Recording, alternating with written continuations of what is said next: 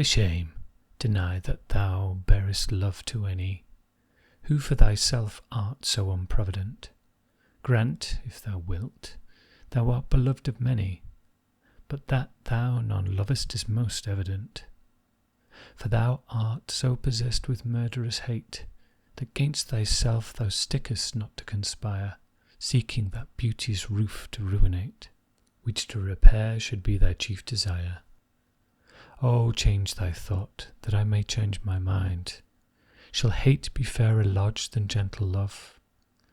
Be, as thy presence is, gracious and kind, or to thyself at least kind-hearted prove. Make thee another self for love of me, that beauty still may live in thine or thee.